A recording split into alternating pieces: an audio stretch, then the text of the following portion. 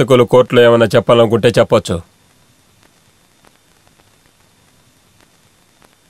నేను తెలిసే చేశాను. క్రూరమైన తప్పుకు విధించాల్సిన శిక్షని, కఠినమైన శిక్షని నాకు విధించాలని కోర్టు వారిని కోరుకుంటున్నాను.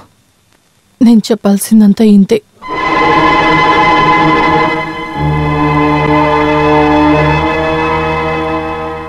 సన్నీ అనే పిలువబడే ఈ అమ్మాయి తానే స్వయంగా హత్య చేసినట్టు ఒప్పుకొని నేరం ఒప్పుకోవటం వల్ల హత్య సందేహం లేకుండా నిరూపించబడింది. ఐపీసీ సెక్షన్ 302 ప్రకారం ఖైదీకి జీవితకాలం శిక్ష వేయబడింది.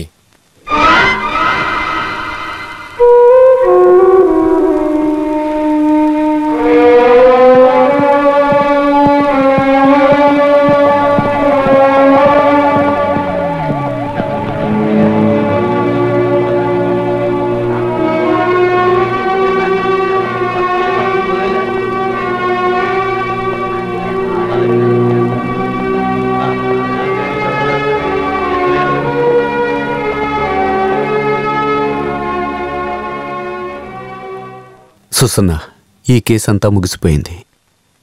ఎప్పటికైనా నువ్వు నాతో చెప్పు సుసన్న, ఎందుకు ఇలా చేశావు? ఒక్కటి నన్ను అడగండి, నేను చెప్పలేను. పాప పెరిగాక అమ్మ ఎక్కడని అడిగితే ఇలాంటి ఒక అమ్మ ప్రాణాలతో ఉందని తనతో చెప్పకండి. దేవుడు ఎప్పుడు మీతో పాపతో తోడుగానే ఉంటారు. ఇక ఎప్పుడు నన్ను మళ్ళీ చూడాలని ఆశపడకండి. మీరు నన్ను మర్చిపోండి, శాశ్వతంగా మర్చిపోండి, మర్చిపోండి.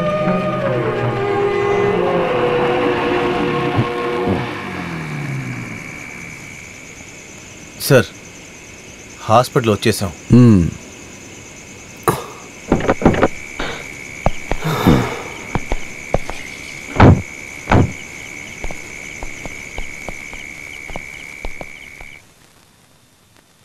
అది మరణ పడక అని కూడా చెప్పొచ్చు.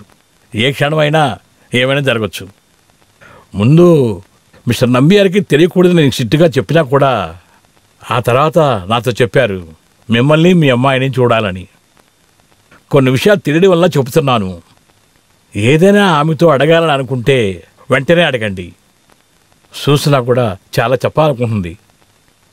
ప్రాణం ఉండగానే సంతోషాన్ని ఇవ్వాలి, వదిలిపోతే ప్రశాంతత కావాలి.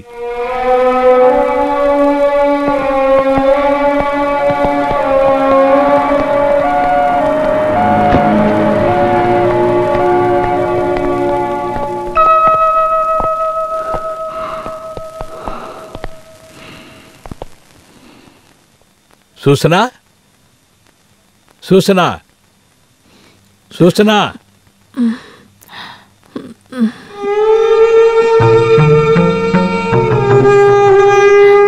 ఎవరొచ్చారో చూడు.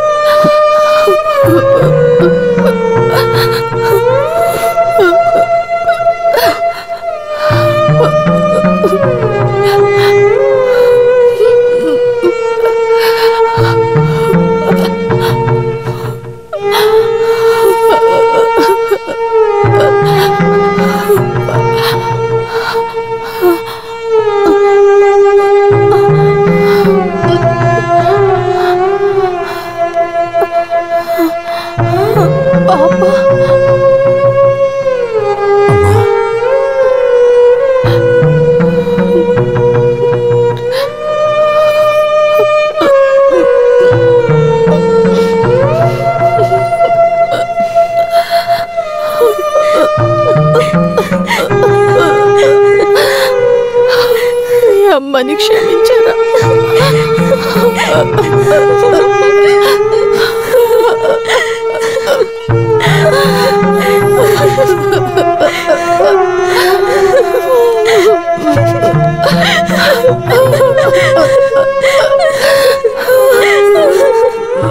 నువ్వు నాతో అమ్మ నా దగ్గరే ఉంటాడు. అమ్మాయిని మా ఇంటికి తీసుకెళ్తాను. నిదానంగా రండి. నేను బృందా కాలనీలో ఉంటున్నాను, నంబర్ 10. ఓకే, ఇలా చూడమ్మా, నువ్వు డాక్టర్ అంకుల్తో వెళ్ళు, నేను వస్తాను. వెళ్ళమ్మా. రామా.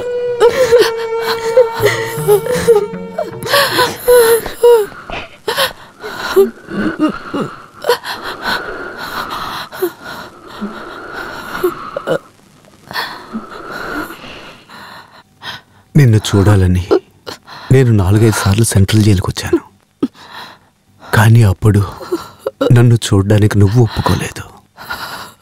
పర్వాలేదు, ఇక మీద నీ కూడానే నేనుంటాను.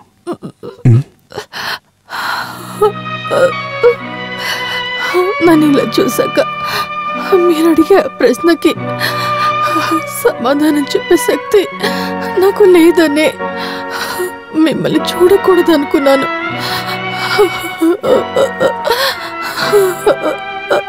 ఇక ఆ ప్రశ్న బదులు లేకుండానే సమస్య పోవాలి.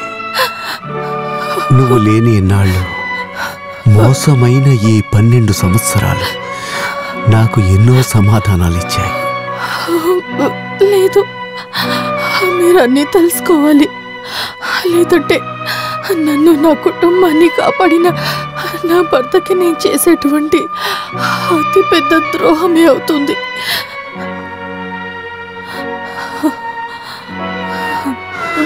వద్దు సుసన్న, ఇక మీద నాకు ఏమీ వద్దు. ఇక మీద నా సుసన్న నాకు దక్కితే చాలు.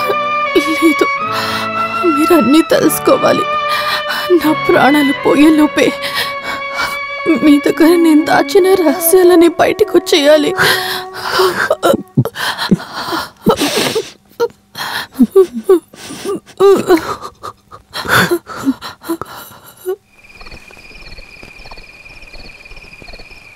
మిమ్మల్ని పాపని దూరం చేసుకుని జైలుకి వచ్చిన తర్వాత 7-8 ఏళ్ళు ఏడుస్తూ గడుపుతూ తర్వాత ధైర్యంకి వచ్చాను. ఎప్పటికీ మీరు తెలుసుకోకూడదనుకున్న విషయం ఈ డైరీలో రాయడానికి నాకు కాస్త ధైర్యం వచ్చింది. నిజంగా నా జీవితంలో మీ దగ్గర దాచిపెట్టిన ఒకే ఒక విషయం, ఎవరికి తెలియని ఆ విషయం నా జీవితంలో ఉంది. ప్రేమ అన్న మాటలో ఉన్న అన్ని అర్థాలు నాకు సన్నికి మధ్య ఉన్న ఒక అధ్యాయం. ఒక సమస్య ఇంకొక సమస్యను ప్రేమిస్తుంది కదా. నిజానికి నిన్న మీ ఇల్లును చూస్తున్నప్పుడు నా ఇల్లే నాకు గుర్తొచ్చింది. నేను బాగుండాలి అని ప్రార్థిస్తున్న వయసైన అమ్మ, వాళ్ళ జీవితాలు ఎప్పుడు బాగుపడతాయని కాచుకొని ఉన్న నా చెల్లెళ్ళు, ఒక జూనియర్ డాక్టర్ జీతాన్ని పెట్టుకొని ఏం చేయగలం? నా ఆశ తీరదని నాకు బాగానే తెలుసు. పర్లేదు, మర్చిపోలేని తప్పంటూ నేనేది నా జీవితంలో చేయలేదు.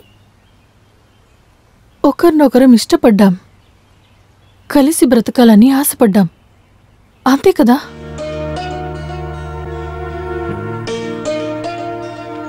నా మనసులో నీ గురించి ఎప్పటికీ మంచి ఆలోచనలే ఉంటాయి.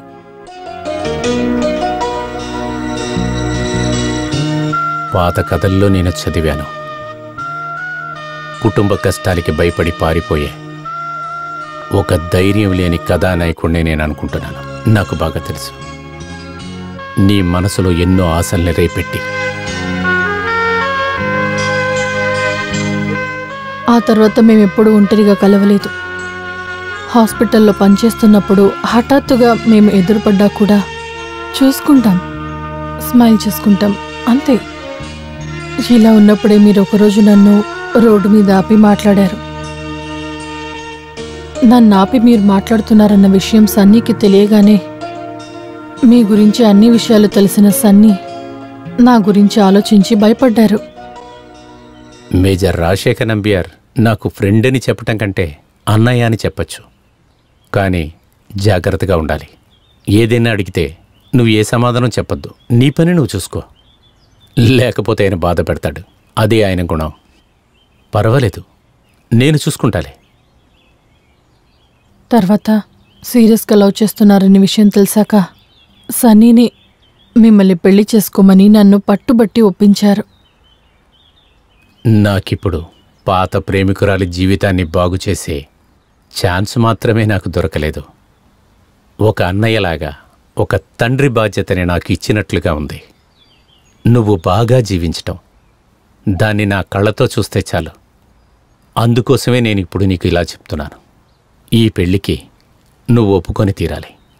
రాజన్న గతం చెత్తగానే ఉండుండొచ్చు, కానీ ఇప్పుడు అలా కాదు. మనస్ఫూర్తిగా ఆయన నిన్ను ప్రేమిస్తున్నారు. నువ్వు ఈ పెళ్ళికి ఒప్పుకున్నావంటే నువ్వు మాత్రమే కాదు, మీ కుటుంబం మొత్తం బాగుంటుంది. అది నేను గ్యారంటీ. దీనికి నువ్వు ఒప్పుకొనే తీరాలి. నీ మౌనం అది సమ్మతమనే నేను అనుకుంటున్నాను. నువ్వు బాగుంటాం చూడాలని నాకు ఎంతో ఆశగా ఉంది. రాజన్నతో సూసన్న ఒప్పుకుందని చెప్పబోతున్నాను. ఆ విధంగా సన్నీ చేసిన ఫోర్స్ వల్లే నేను పెళ్లికి ఒప్పుకున్నా కూడా ఆ క్షణం నుంచి నా మనసులో మీరు మాత్రమే ఉన్నారు. మొదట్లో మన జీవితంలో జరిగిన సంతోషాలని చూసి మనకన్నా ఎక్కువ సంతోషించింది సన్నీ.